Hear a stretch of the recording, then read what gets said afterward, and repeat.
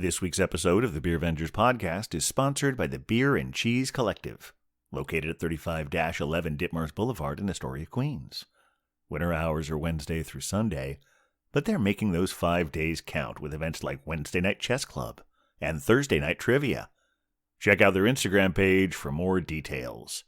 Enjoy the eclectic array of craft beer, artisanal cheeses, and specialty grocery items at the Beer and Cheese Collective. New name, same great place. This week, Captain of the Beer Wonder, welcome our special guest beer venger to be from Unboxed Experiences, Brewvana, and Log Boat Brewing Company. It's newly certified Cicerone Mary Catherine Crook. Learn all about her exciting origin story from Missouri to Washington, D.C., and back again. Then our freewheeling discussion goes from New York City Beer Week to International Women's Day and even takes the time to answer the question, what is an off flavor? And of course, it wouldn't be a Beer Venger to Be episode without the solemn naming ceremony. I'd tell you her new name here, but trust me, you'll appreciate it more after savoring the whole episode. Remember to like, star, and subscribe whenever that feels appropriate. And send us your emails at thebeervengers@gmail.com if you have any questions, suggestions, or if you just like hearing us talk about you on the show. And now, without further ado, please enjoy episode 57, Savour of the Month. Well, we're the beer vengers, beer vengers, beer vengers. We're the Beer Vengers. Welcome to the Beercast, everyone. Coming to you from an undisclosed location in Astoria, Queens, I am Captain Porter Brownstout. And coming to you from an undisclosed location in the County of Kings, it is I, the Beer Wonder! And we are... The Beer Vengers. Oof. Yeah. Not one of our best, I'm afraid. Oh, you didn't like that No. one? I mean, we tried. The effort was there. Yeah. I mean, it had some smoothness to it. It did. Well, welcome to the Beercast, everyone. Wonderful to have you here. Wonderful to be here. To Beer Vengers in here, Beer Vengers out there, and then Beer Venture to Be right here in our virtual studio right now, coming to us from the state of Missouri. It is newly ordained Cicerone, Woohoo! Mary Catherine Crook. Yay! What's up, y'all? This is exciting. Yeah, we full disclosure, we have worked together and have got to know Mary Catherine, and really excited to get to know a little bit more about her with her. Well, I guess we don't actually want to say it out loud. We'll trigger the song, but yeah, with her beginning tale. Yes. That's coming at her starting saga. Is there another synonym? Do we have that, Beer Wonder? Prologue? No, I don't know. I think we just commit to the bit for the moment. Yeah, primary prologue. There you go, that would primary work too, prologue. yeah. PP. All right. Well, I think we'll probably be more inspired with that sort of thing once we get to the pours, right? Agreed. Let's All do right. it. Well, I'm really excited about this one I have. Is it okay if I go first? Should I? Oh, you're mad because you want to go first. No, Captain, you are in the presence of a certified Cicerone. How dare you? And during Women's History Month, no less. Exactly, Captain. I thought after a year of this, we would have figured this out. It would only be polite if Mary Catherine went first. I've had a long day. I'm sorry. Okay. Yes, of course. Mary Catherine, what beer, I'm hoping some local treat from where you are, have you brought with you today? Yes, semi-local, from Kansas City, Missouri. So I'm drinking Expressive Traits, a New England-style IPA brewed with Strata and an experimental hop, HBC 586. Oh, that old chestnut right there. Right? Oh, yes, that yeah. one. All right, well, that's a good crack already. Let's see that beautiful pour. Oh, my. Ooh, it is hazy. Oh, it's Isn't so it? hazy. Wow. Yeah. Oh, my goodness. Very, very hazy. I like hazy orange color. on a day like today. It's snowy here. There's snow on the ground here. And I think hazy IPAs are like soft and comforting on like a snowy day. Yeah, very hazy. Oh, yeah, Excellent. Look at that thing. That is quite lovely. And it's in a lovely goblet. Is that goblet repping any favorite brewery of yours? Yeah, this says Wheatland Springs, which is closer to you guys. It's in Virginia. It's a farm brewery, and they grow a lot of their own malt. Very, very impressive place. Very cool. They're out in Loudoun County. So if you ever get to like the DC area and you want to take a little day trip out to like Shenandoah, go out to the country a little bit, it's a really good trip to take. Oh, that's another. I have a very long list of places I need to visit, so I will add that to it. Yes. Beer Wonder, I think is further penance for jumping the gun there. I think I need to let you go next. Okay, thank you. I figured we had gotten somewhere at this point, but apparently not. I know. All right. Well, here's the thing. Always very exciting because today I have a sponsored pour. A sponsored pour from the Beer and Cheese Collective at 35-11 Ditmars Boulevard. Yes. Wheat Lightning just keeps coming back with that. I know. I love it. Yes. He does, yeah. Well, this is from a little brewery called OEC Brewing from our dear friends in Connecticut. Just a reminder, OEC stands for Ordinem Eccentrici Coctores, I believe. Basically, it stands for like the strange brew in Latin. They're keeping it old school. And this is a classic pils of theirs, which has been cool shipped and open fermented. Lovely can art. Doesn't it look sort of old English? Oh, it sure does. Yeah. It's got that good look there. So apparently nice and oaky, lagered for a couple months. So I'm excited to crack this open. Very good. All right, here we go. And it, as already I can tell, it's very clear. I mean, talk about... Oh, yeah. MC. I can't see through it, though. Well, you can't. Well, it's because the bubbles are there, but it's... right. There you go. You can kind of see my eye there a little bit. Yeah. There we are. Nice and clear. Good, nice white foam on the top. Smells of oak already, so I'm excited for this guy. Good. All right. Excellent. All right, Captain, you've done your penance. Go ahead. Oh, thank you. All right. Well, I too have a Sponsored pour. That's right. Another sponsored pour from our sponsors at the Beer and Cheese Collective. Captain, now this is we can't let this happen. It's like wearing the same dress to the gala. Well, it's not the same one as yours. Oh, okay, it well, is there you also go. sponsored, but in many ways, trust me, this one is very different. Now, some of you longtime listeners may remember Hophead Huck had a beer a while back from Nightmare Brewing called Sororicide. Oh. Now, this one has this wonderful can art that you'll see right here. I know it's a little shiny there, but this one is called Scaphism. Now, since it is called Nightmare Brewing, they're leaning into the title, and so pretty much all of their beers are named after genuine horrors, and Scaphism is no exception. I'm going to see if I can read this here. Two boats are joined together, one on top of the other, with holes cut in them in such a way that the victim's head, hands, and feet only are left outside. Within these boats, the man is meant to be punished is placed lying on his back, and the boats then nailed together with bolts. Next, they pour a mixture of milk and honey into the wretched man's mouth till he is filled to the point of nausea, smearing his face, feet, and arms with the same mixture, and so leave him exposed to the sun. This is repeated every day, the effect being that flies, wasps, and bees, attracted by the sweetness, settle on his face and all such parts of him as project outside the boats and miserably torment and sting the wretched man. Moreover, his belly, distended as it is with milk and honey, throws off liquid... Okay, I think that's enough of that. But anyway, you get an idea of what scaphism is. I stopped right before I was going to say liquid excrements, because I think that was quite enough there. Anyway, that is what scaphism is. But the beer, I think is so much more delicious. Because I hope so. This is well, it does have honey in it, so that sort of fits to the theme there. It is an imperial stout brewed with honey, lactose, cold aged on Tahitian vanilla and Peruvian cacao. And it's very imperial. Clocks in it as 17%. Woof. Oh, wow.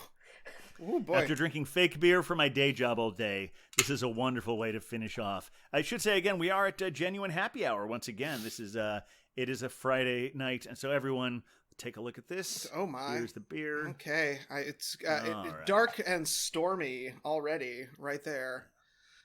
Yeah. The captain is totally disappearing behind that. I am, as is the logo is disappearing behind my green screen. But there we have it. Scaphism from Nightmare. All right, I think we all have full glasses, so everybody, raise your glasses. Cheers, Beer Vengers. Cheers. Cheers.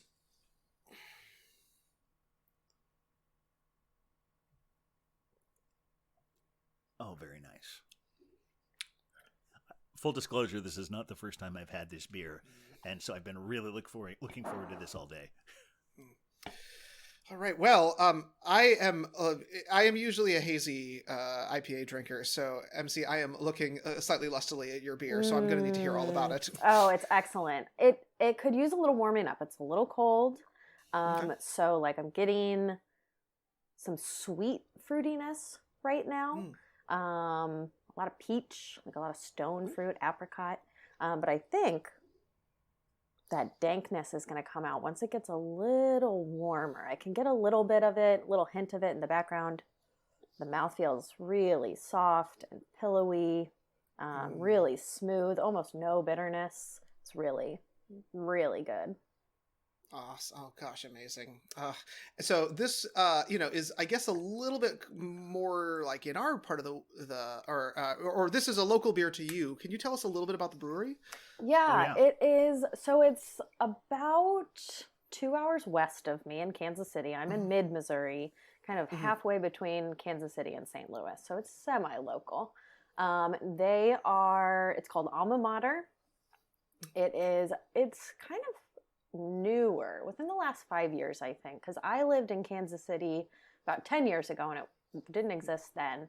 And I've only been there once. It's small system, and they specialize in like lagers and New England style IPAs. So, I'm getting kind of the cream of the crop here. They do really, really good New England style IPAs. I've had like a dry hopped Pilsner from them also that was really, really excellent. And when I was there the other night, I got to meet a gal that brews there, and we got to talking about just like women in beer, and I had a really great conversation with her and another woman that was bartending. It was a really cozy space, had a big mural on the wall, and we got to sit basically outside. There was like a big garage door that opened and a bar like at the garage door. So we were like sitting outside but inside. It was really nice. That sounds fantastic. Now this one, you said that we have this new hop in there, the HN, et cetera, et cetera. Do you have any sense of what this might be flavor wise? Actually, I haven't looked into it. I saw Strata, and that's why I picked it up. I really like Strata hops. Those nicely balanced. I feel like Strata is a nicely balanced hop. It's fruity, and then it ends up being real dank. Kind of like stone fruit meets weed in a hop, and I really like that. As far as the HBC 586, I don't know much about it, but what I am picking up is like maybe some mango, definitely just some more soft fruit, kind of like the Strata. I'm not getting much pine. I'm not getting, a little tiny hint of citrus, maybe like a little grapefruit, but kind of in the same vein as the Strata, like pretty soft and fruity. It's crazy. There's so many different kinds of hops out there. I'm sure as in the tests you recently took, you certainly, if you didn't know it already, you certainly knew it from that. Right. I have, a little bit later, I'll be talking about my week in beer, because I discovered just in a very real way how many different kinds of hops there were, how they're infinite, I suppose. I'll tell you right now, so many that you can play hops bingo. Oh, I believe it. Oh, I played hops bingo, but I will get to that story later in the show. Okay. I will not spoil it any further. I'm anxious to hear about that. Yeah. So, Beer Wonder, tell us a little bit more about the beer you have. Oh, it's lovely. It's classic Pilsner, nice crisp. It's got a little bit of sweetness to it, as I would expect from something like this. It's done very traditionally. They're using a German double decoction mash on this one. They're using traditional hops, but they're the fermentation starts in an open tank for about a week on this one, and then it's followed by oaking for about 3 weeks, and then it is lagered and finally dry hopped. So it's pretty traditional, straight, exactly what I'd want. And it's lovely. It's very drinkable. I'm getting a little bit of the hops on the nose, but nothing too intense. It's got a nice dry finish, very little bitterness. It's sort of exactly what you'd want in a nice, kind of traditional, Pilsner. And it's what I think this brewery is going for, because their whole concept originally was that they wanted to make this a spoof on medieval guilds and secret societies. And so their intention was to create these sort of ales and concoctions with fantastic aromas and flavors. And they started doing that originally by making sort of rarely done styles, as well as sours and wild fermentation, and then realized that to be even more, against the grain, it would be to start a excellent lager series. And that's kind of what they've now done. They're on this kind of clean lager kick, and honestly, it's a perfect example of the style. I would drink more than one of these. And at, what is it? I believe it's about 4 and something percent. 4.8%. Yeah, I could definitely do a few of these. So, cheers. Cheers. All right. Well, Captain, you've escaped death by drinking this beer. It seems. I have. So... I would much rather drink a beer called Scaphism than go through Scaphism. There's no real debate at all which one of those is better. But oh wow, this is it's really, I'm feeling warmed by the sips I've had of it already. It just has that warming taste to it. The chocolate is one of the probably the strongest one. They're those cacao nibs, and with the cacao and the vanilla like melting together, and it's a really clean taste of it. It's not like something where there's like where the ingredients are maybe a little more artificial based. It's just it's so, and it's every sip it deepens, and it's I don't know what, but and I'll also say though, even though it is very thick and is very sipping, it is also very smooth. For a 17%, it's not really. I would call it warming, but not overtly boozy. Okay. I feel like that can be a danger with these really dark. Oh, no doubt, high octane definitely beers. a danger. Yeah, Yes. that's what I was just thinking. I was like, oh no, I'd be in trouble with a beer like that. Yeah, I mean, it definitely, like, the only other one that I talk about a lot that has that is the AleSmith Speedway Stout, and that's at a 12%. And this is definitely tastes stronger than that, but similarly gives you that really smooth taste, which can lead you into all sorts of terrible places. Good thing I'm in no terrible place. I'm just sitting here talking to you. Most and definitely. my couch is right over there. So it's this is the perfect beer to have after a day dealing with, can you believe that I've dealt with 4 different internet platforms today? Oh, bless it. Yeah, like I started with all it was started with Google Meet, then moved on to Zoom, then Teams, and now I'm here. Hopefully this one works better than some of those. Well, bless that. Well, Captain, I mean, you're drinking a high-octane beer for what is sort of springy in New York City. And now, we've been calling you Mary Catherine NMC. How should we be actually addressing you? MC? Yeah, most people call me MC. Okay. Yeah. So, MC, the Captain will drink... Oh, go ahead. I'm sorry. No, I was going to say my family calls me Chick, and then other people call me MC. Either one. Most people don't call me Mary Catherine, is what I'm getting at here. Okay. Perfect. All right, well, MC, Captain will drink a high-octane, dark, rich chocolate beer any time of year. I have watched this happen on a 102-degree August day and a negative 10-degree December midwinter. What's your take on dark, high-octane beers in warmer weather?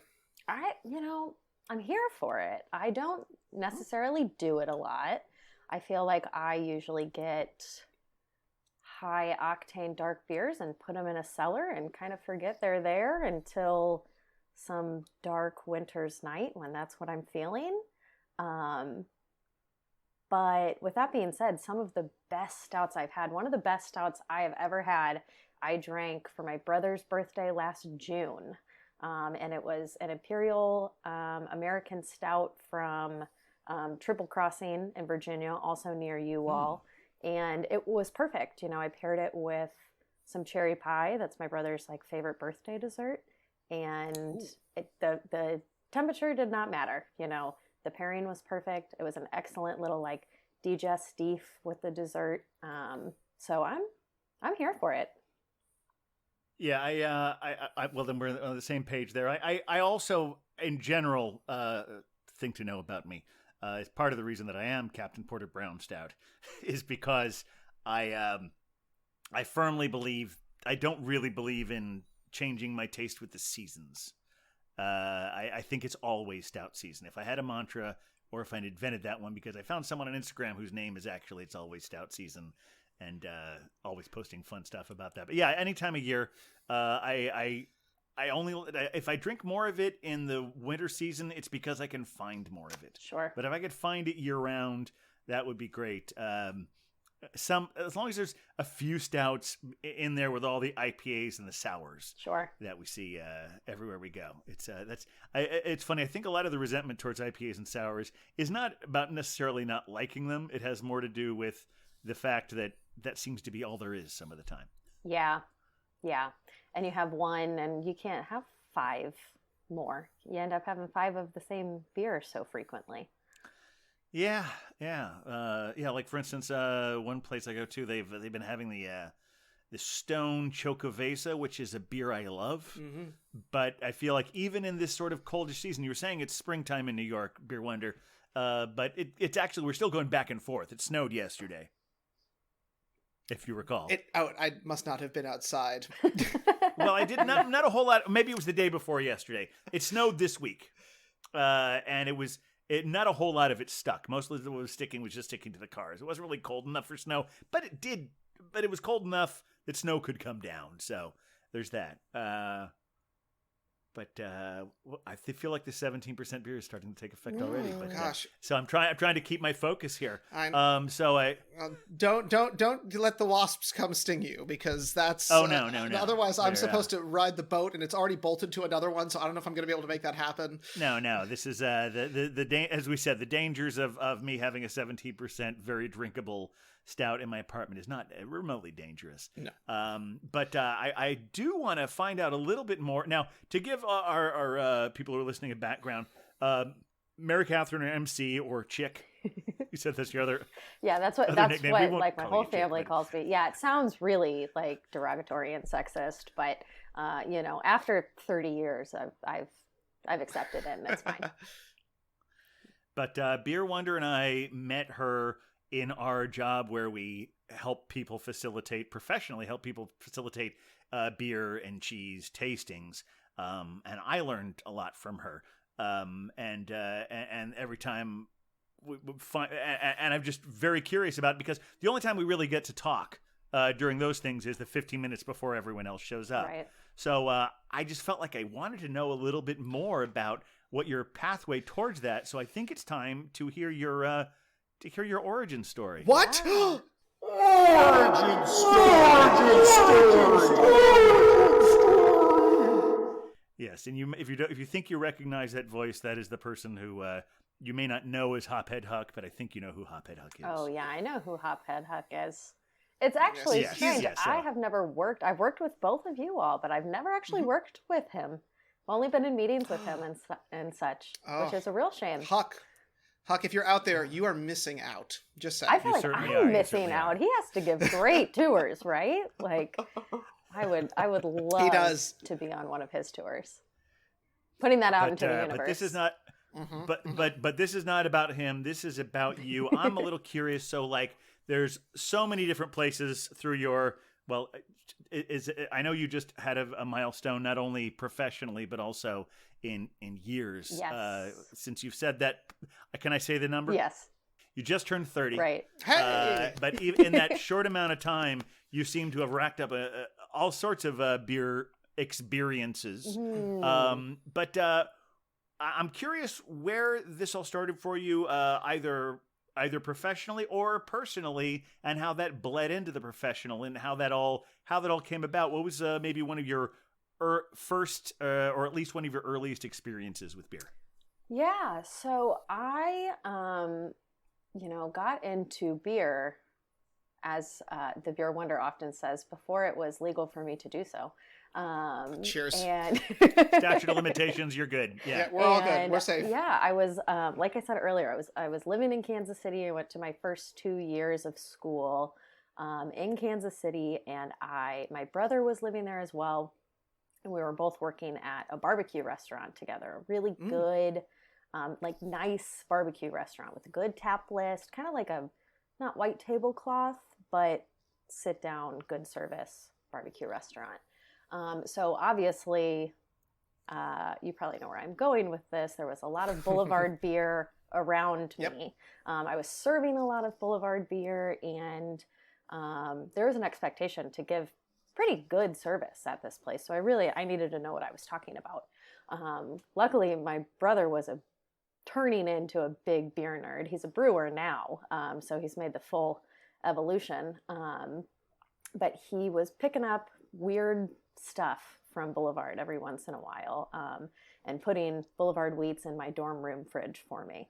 So, I made the progression from like Boulevard wheat to weird barley wines from Boulevard very quickly. And so that's kind of how I started like being excited about beer as like a whole product rather than just drinking, but like tasting beer rather than just drinking beer, and so I stayed in the restaurant industry. I'm still kind of in the restaurant industry.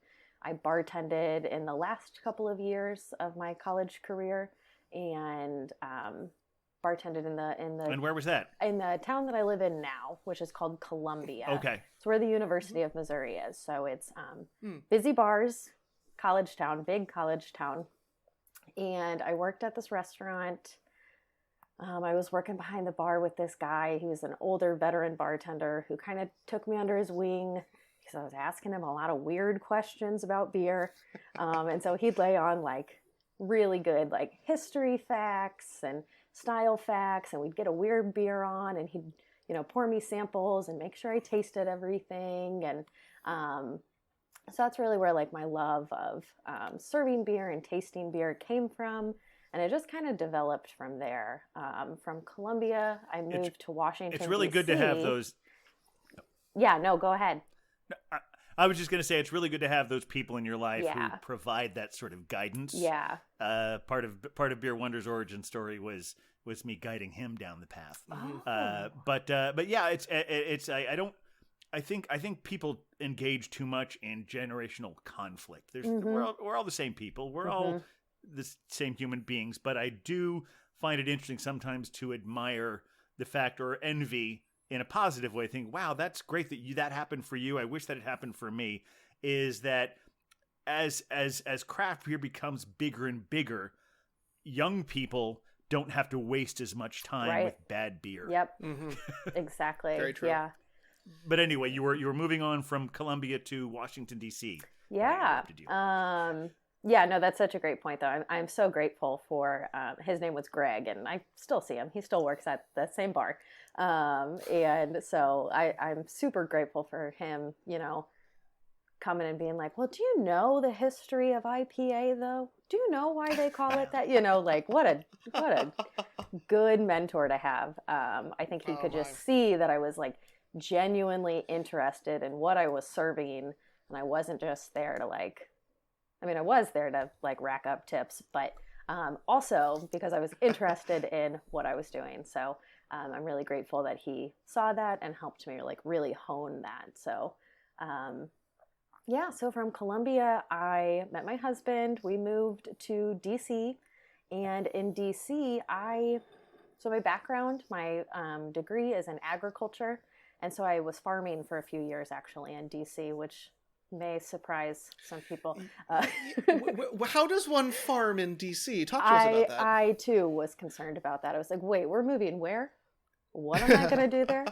Yeah, I worked. Isn't that part of why Jefferson insisted on that being the capital? Is because he wanted it to be in the country. He didn't want to be in a city.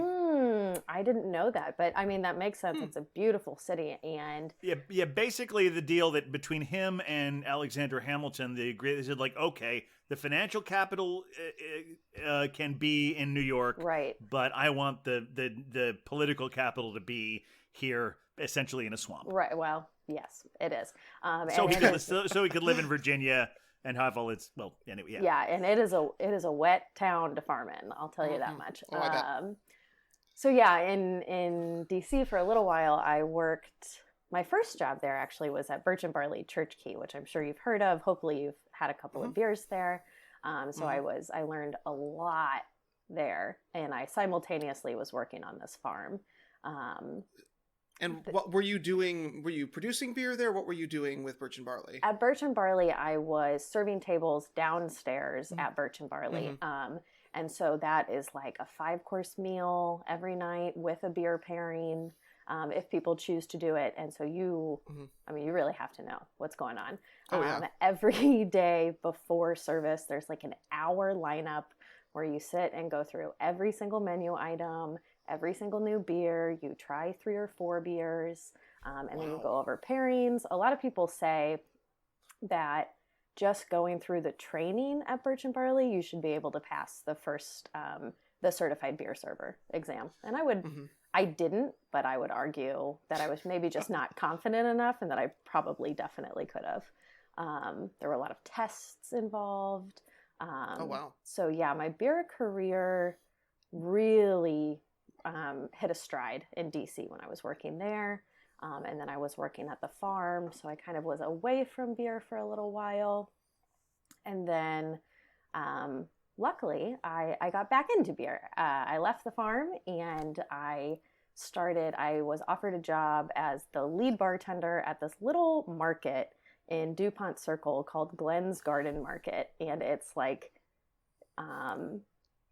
local food and a little deli and an 8-tap bar. And that was like, my agricultural and my beer loves just like combined. So I happily took that.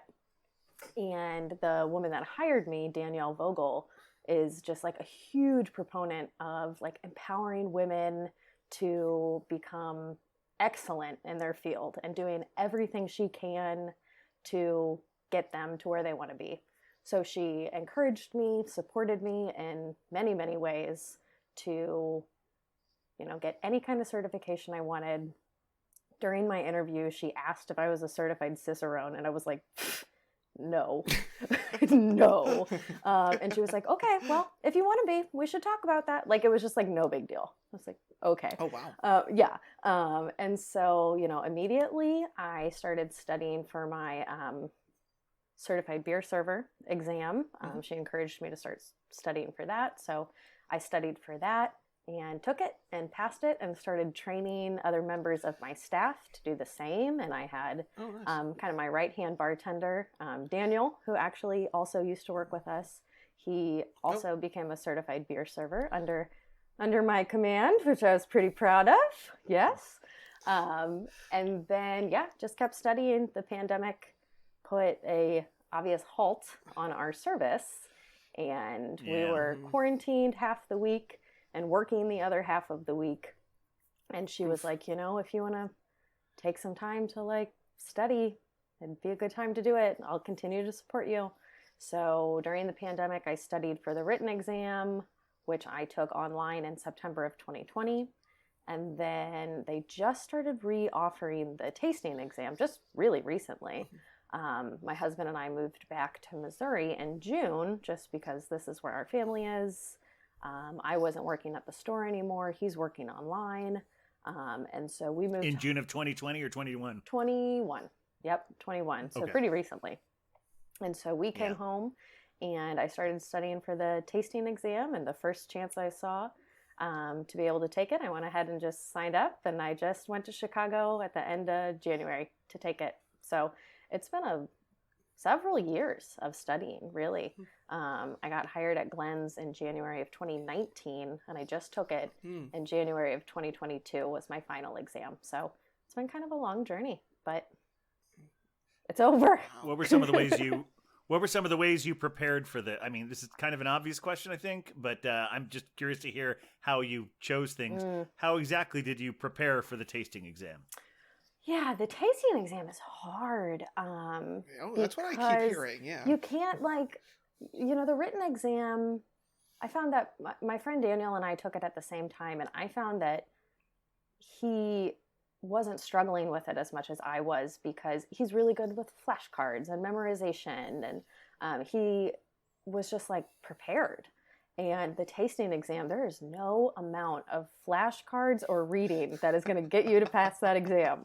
It is, I keep saying this, half jokingly, but actually like very serious, that it's studying for the tasting exam is really just like a lesson in self-awareness. You know, you could sit with 5 people at the same table drinking the same beer. We could all be drinking the same beer right now, and we could all be experiencing it very differently, you know? So it's not about like, what does this beer taste like? It's like, what do I experience when I drink an American porter? You know? And so it's really interesting. Yeah, one thing I read early on in studying is, it's really nerdy, but it's about neuroscience, and it's about the way that aroma and taste, like fire in your brain, they light up your amygdala and your hippocampus, which are the same parts of your brain that light up with memory and emotion. So when you're tasting beer, if you tap it, you know, if you have like a memory that comes to mind, or you feel something, like go with it, like follow that path. Wow. And so that's how I studied. You know, I like tried to just taste things, tap into my memories, tap into my emotions, use a little bit of logic, you know, I learned a lot about what certain styles are brewed with. And then I put all of those things together so that I could use my gut instincts and a little bit of logic to get the right answer. I mean, that makes sense with what you're saying about how we all taste things differently. If you can read what a Saison is supposed to taste like, but knowing what it tastes like to you is more important. Yep. I go back to a while back. We had someone who, well, we've eventually named him Das Ubertaster because he thinks he's never been officially diagnosed is the wrong word. But because that makes it sound like a mental illness. But whatever it is, the test to become a super taster is. He thinks he might be that. He's just more sensitive to these various tastes, right? And as a result, he can't stand anything IPA adjacent. Those hops. Which it's. I mean, I always, whenever I'm hosting a beer tasting, I always say like, this is very objective. And I mean that in the sense that we all experience various different things in a way, but also the idea that what you're tasting might literally be different from what someone else is tasting. Yeah. That makes, I mean, it's like its own version of what we call color blindness. Right. Well, and also, I mean, if you really think about it, most of beer education is written from the perspective of white men who have the one experience of the world. Women taste differently than men do. That's why people kind of pick on women for not liking bitter things, or it's not because we're women, it's because we're different, like physiologically. And so that's just another thing to take in mind, when you're reading a book by Randy Mosher and he says it tastes like X, Y, and Z, you can't just take his word for it. You have to find out yourself. When he says acetaldehyde, I heard him say acetaldehyde, which is an off flavor produced in brewing, tastes like dirty apples to him.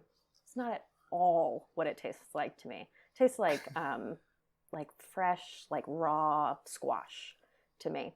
Oh. And everybody just tastes it differently, so you have to do all your tastings, you have to do your off flavor tastings, and you have to really be pretty aware of your own experience.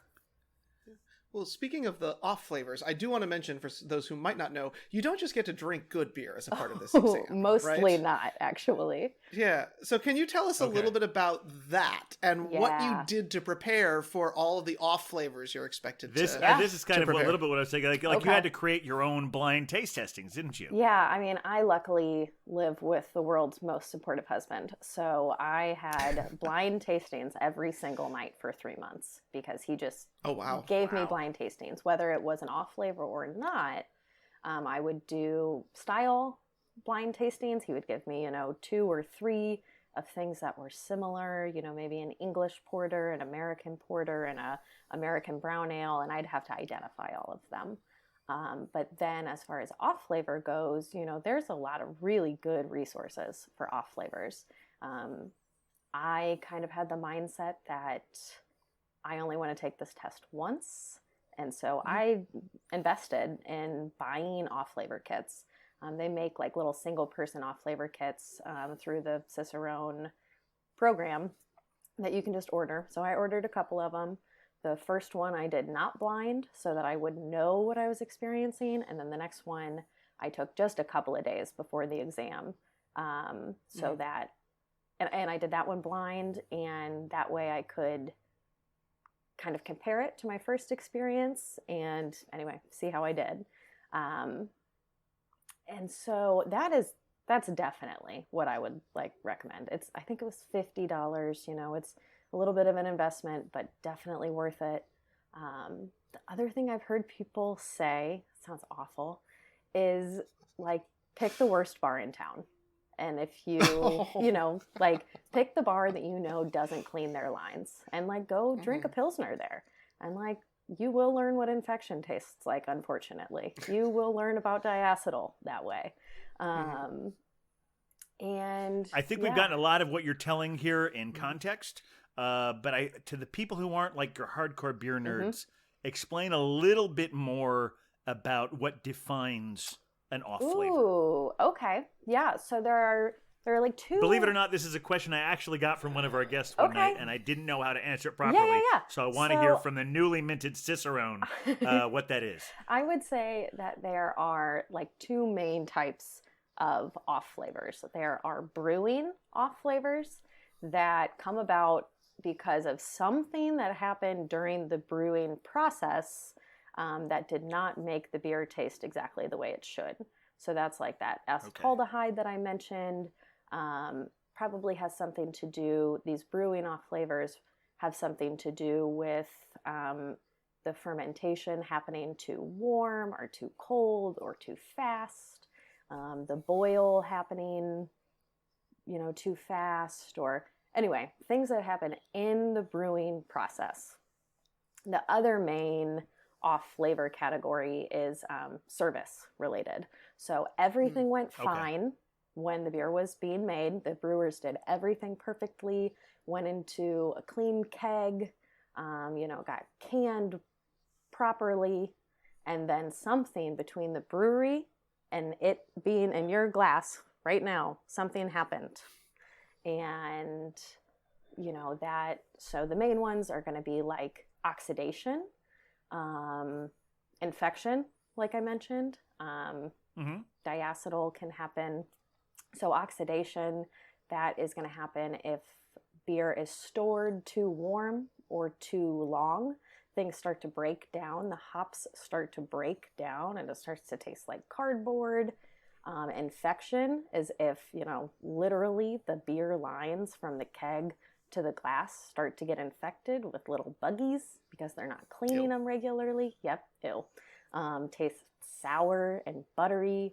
So those are going to be service off flavors, which luckily are pretty identifiable and easily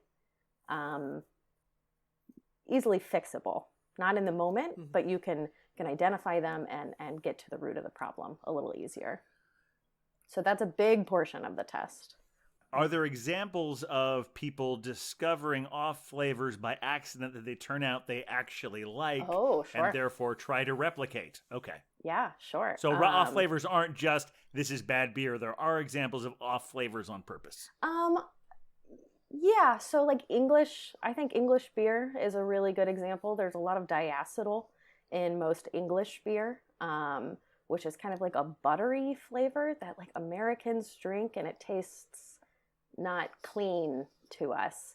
But the way that fermentation, the way that English yeast ferments, creates this buttery flavor because the yeast flocculates very quickly and falls out.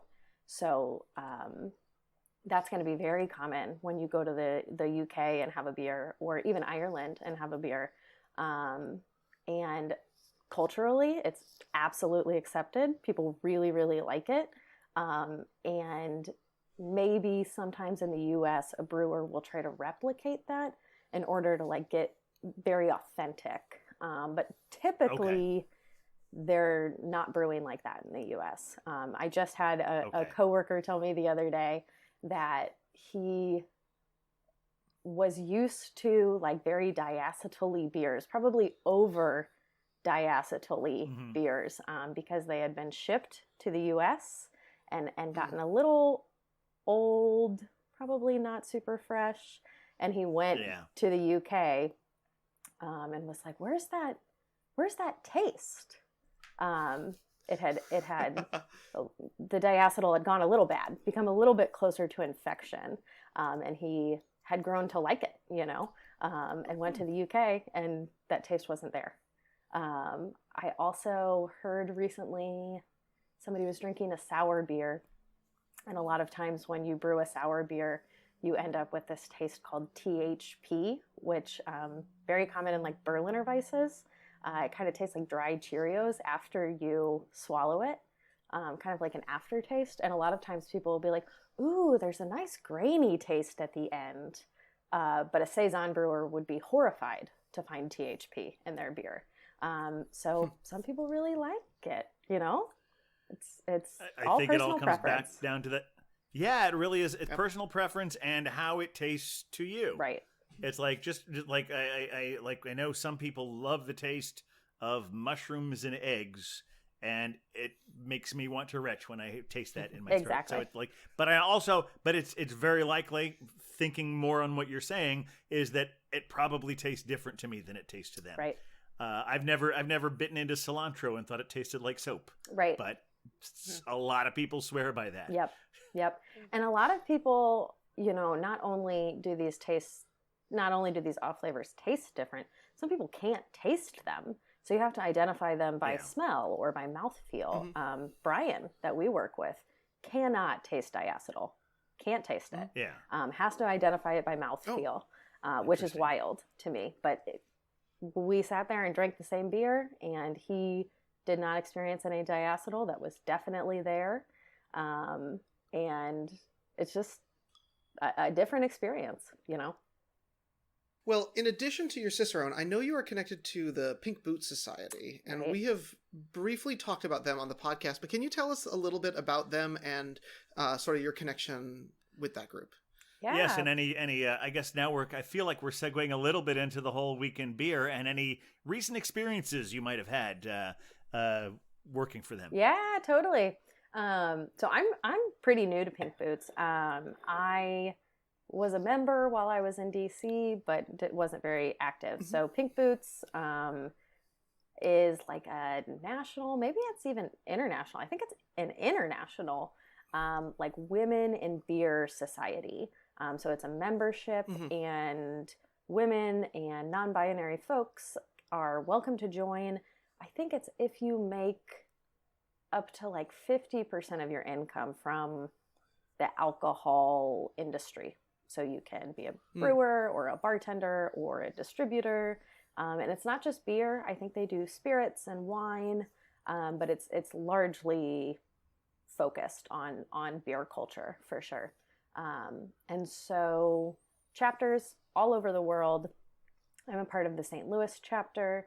But like I said, I was a part of the DC chapter. There's one in Kansas City. They're all over the place. And on International Women's Day, which was Tuesday, there is a like worldwide collaboration brew day where like all the women in all of the different chapters get together and brew a beer with these hops that Yakima Chief from Yakima Valley in Washington put out.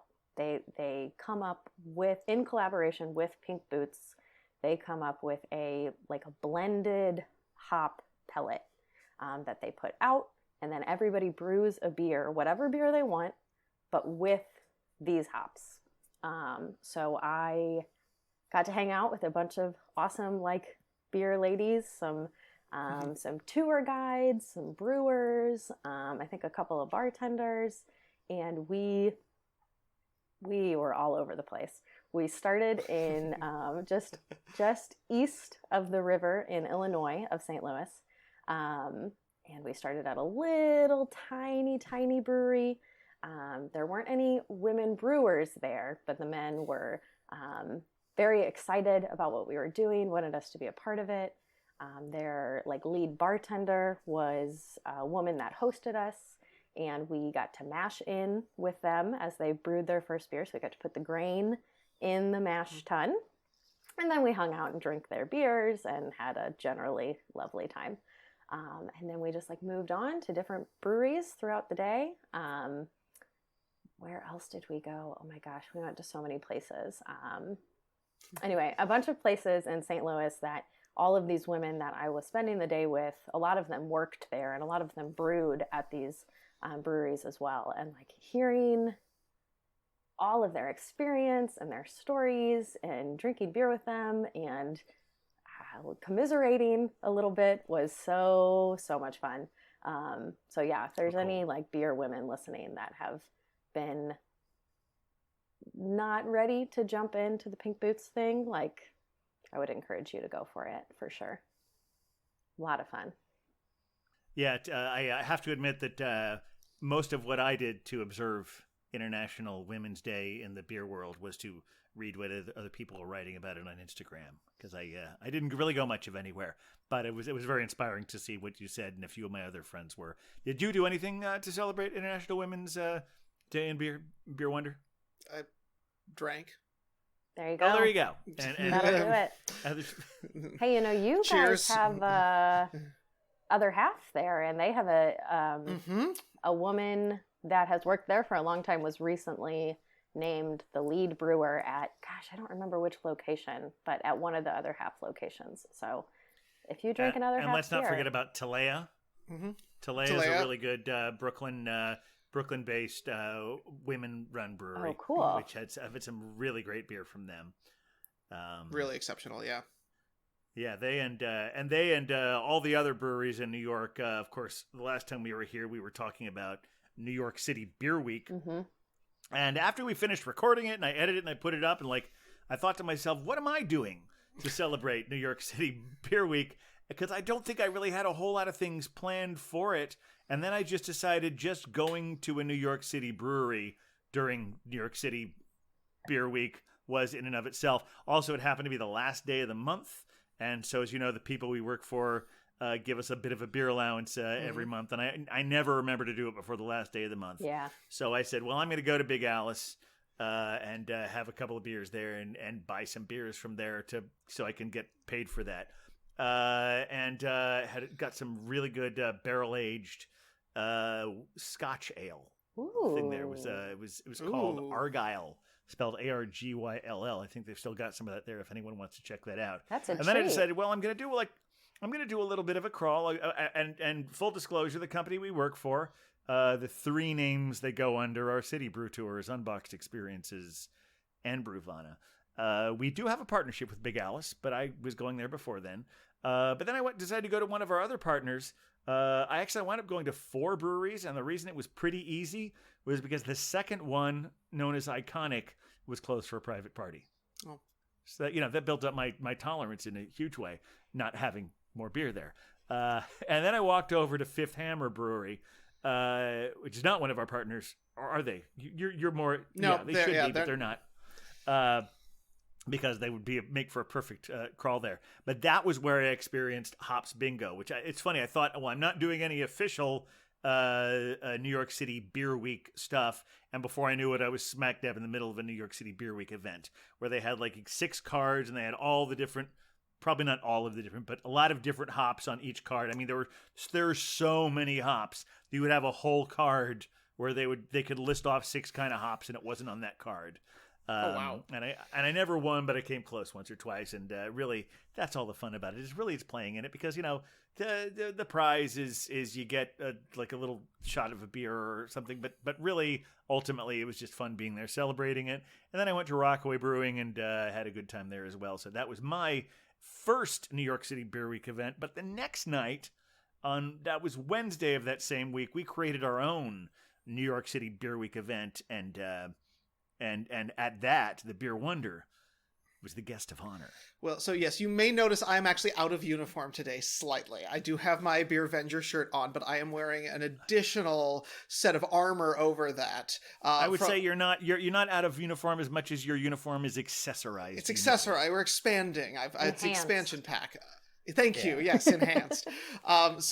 Because yes, on the Wednesday of New York City Beer Week, which seemed only appropriate, I proudly took my place in the pantheon of legends as a Pony Bar All-American by drinking my 100th beer with them. And so this was a moment we all geared up for a very long time. In fact, it Indeed. took... when I started keeping track, as I did a little digging, it turns out that the day I started keeping track was the day that our dear Hophead Huck received his All-American, which meant we'd been drinking at Pony for at least 2 years before that.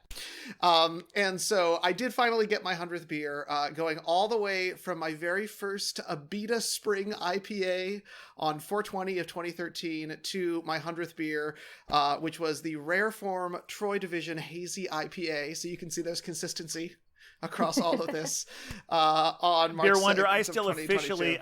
I still feel like it's important to note it is your 100th recorded beer. Because Correct. I'm very certain this was not, that your 100th beer came long before that. Yes.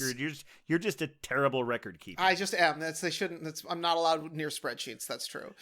So it was a You really... can come near my spreadsheet anytime you want, Beer Okay. Wonder. Well, thank you. HR? No. Oh, come on. How many times have I said Beer Wonder, look at my spreadsheet? Oh, so many times. That's not even not even a joke. That is a real thing, because I keep spreadsheets about my own beer drinking, about the Beer Avengers beer drinking. Yes. MC, you're going to be on a Beer Avengers spreadsheet very soon yourself. Oh, I'm excited. Because we keep records of all the beers we've had on the show. You know, I heard your bio once in a event we were doing together, and I was astounded at the number of beers. I was like, how does he know that? But it's all coming together now. I get it. Were you talking about my beers with Untapped? Yeah, I must have been what it was. The number of different beers you had checked in. I have over 1,300 ones at 1,350. The thing is, when you're hosting a beer event alongside someone who's about to become a certified Cicerone, you feel a need to beef up your resume in some form or another. But how many beers have you had though, Cicerone? Right? Yeah. Once I heard that, I had started keeping track on Untapped a lot more, and I was like, I think, like you just said about Beer Wonder, I think I have actually had a lot more different beers on Untapped or different beers than I have actually put into Untapped. I mean, I certainly have as well, mostly because I pretty much never record flights. Right. I don't think I record after the third beer of the night is usually what happens. See, well, also if I'm drinking 5 beers at once, by the time I've typed out the name of every single one in there, it becomes pointless. Right. By the time I type those in, the beer I'm having is warm and I haven't even been able to taste it properly. Right. So.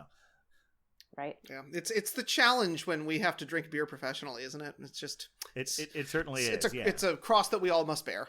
Right. So, but since I've only been doing that sort of thing professionally since pretty much the week I met you, because I was assisting you on one of my very first ones of those. I felt that since I don't have a lot of professional stuff to do, I really need to tout up my amateur stats. I mean, we're all just doing the same thing here. We're all just drinking beer. To be clear, we are. Those are true facts right there, right, MC. Right. I mean, I've always tell people, if you haven't found a beer you like, you just haven't drunk enough. Got to kiss a lot of frogs before you find a mate. Exactly. So, yeah, my mom thought that she didn't like beer, and then she tried a Belgian Creek for the first time. And now she says, "Oh, I don't like beer. I just like those cherry ones." And it's like, yeah, you have a very expensive taste in beer. I get it. I had an oak aged Creek from Oregon with the Belgian Babe very recently. It was one I actually had. It was on when we had the thing at my house, the Stoutapalooza. Even though it wasn't a stout, it was on the list to try, but that had been sitting in my refrigerator for more than a year, and I decided it's time to bring this one out. It was from Freem, or maybe it's just pronounced Freem. Yeah, Freem, I think. It's a silent P. Yeah. But I just want to say Pfreem. So good. Well, we don't have a whole lot more time here, but I think we certainly, with a beer venger to be a discussion, would not be complete. Correct. But at least we don't have to settle on one, but I think we'd certainly need a discussion of what your beer venger name might be. Now, Right. you mentioned, I got full credit as credit is due. You mentioned earlier that Hophead Huck had already weighed in on this. And we talked about this amongst ourselves, and I'll throw that out in a minute. But I think before we say that one, we have to maybe try a few other things, because I think once we say that one, we won't be able to think about any others. Is that fair, Beer Wonder? I think that's good, and a part of, as our very first Cicerone indoctrinated into the Beer Wonder family, you could be we could try to work that in there, something like a Super Cicerone or something. Oh, I like that. Or M. like Cicerone. M. Cicerone, yeah, something like that. I like that. That's good. Do you have any thoughts? Maybe a favorite style of beer that you might want to represent for MC? Well, another one that I had heard while the team was spitballing at one point was the Saison Senorita, which I do like that. Okay. I do like that's pretty good. Saisons. Yeah, the Cicerone Senorita. That's a little hard to say. That one. Yeah, that Cicerone doesn't quite. Senorita. Yeah, that doesn't quite trip off the tongue you might hope. Yeah, no. Yeah. When I'm shouting for you to assist with the important duties of the Beer Wonder, I want to make sure, Beer Venger Sphere, I want to make sure it comes out cleanly. You have to be able to say it after a couple of beers, too, and that would be hard. That would be tricky. Yeah. All right. Well, I guess I'll go ahead and say what Huck's is and how it sounds so great, but my issues with it in theory. Okay. Because it sounds great. The name Huck suggested was MC Slammer. And I think that's great. But although, and this is not a good name that I'm suggesting as a switch, is that I kind of feel that MC Sipper would be a better one, because when you're drinking a really good beer, you're not really slamming it. That's so true. Because you want to savor every sip of it. So, but Captain, let's not underestimate our new inductees' tolerance and ability to enjoy a number of beers and still be able to tell the off flavors as well as style quantities in a long period of time. I feel like she's been training for this for years. That is true. They do serve you literally 12 samples of beer at the Cicerone exam. So. I guess I just don't know how much Slammer MC Savor It doesn't resonate with my ethos quite well enough. Well, no, it's just that I feel like Slammer is like, oh, you gotta slam this because it doesn't taste very good. Oh, that's true. But true. you really enjoy the effects of it, but you just gotta slam it back and let it. I'm much wash more of a over you. meditative drinker. That is true. Yeah. Well, MC, it is tradition here that our newly inducted Beer Vengers do get to choose their own Oh my name. gosh.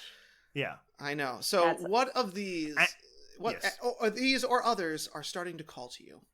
I mean, I like MC Savor. That's pretty good. MC Okay. Savor. MC Slammer, see, now that ties into 90s kid, which is funny. Okay, there's that. Gosh, I might be going MC Savor. I like that. MC That's Savor. funny. What do you guys think? I would say I'm not going to commit to one, but I think we want to reach out to our listeners to see if they will actually respond, because they don't always, but we'll reach out to them, and we will. Yeah, definitely. See, I just threw that out as a. Yeah, you're right. Savor is better than sipper, because I think savor is more descriptive of what sipping is. I like that. Yep. Yeah. I mean, honestly, it seems to fit you. It seems to fit the powers you're putting out into the world to continue to save people from bad beer. Exactly. Make them better. I know. To have good beer and truly enjoy it. To savor Yeah. it. Indeed. Honestly, we don't have anyone who's encouraging savoring in our merry band, so I feel like I've been savoring this 17%er for the last hour. I should hope. You'd have to, right? Yeah. Yeah. So, I mean, I'm down for the savor if you are. Okay. That's my vote. I think that might be it. All right. Welcome to the band, MC Savour. MC Savour. But we still welcome your discussions in social media if anyone ever wants to start one. Because we love hearing from you when we never do. Anyway, newly MC Savour, thank you so much for joining us this week. It's been an extreme pleasure, and come back anytime. Oh my gosh, thank you for having me. I'd be thrilled to come back anytime. Well, it's been our pleasure. Any last thoughts, Beer Wonder? No, except that I just noticed a wandering Huck coming by, which usually look, there he is. I know, it usually means he wants to play us out, and I don't want to, Now that he he's waving at the Savour. Okay, he understands. Oh, he's tuning up that uke. I can see quietly, but yeah. Here we go. All right. Well, thank you so much for joining us, and thank all of you out there for joining us. This has been quite a treat, and we'll see you next time, whenever that might be. With the beer Vengers, beer Vengers, beer Vengers. We're the Beer Vengers.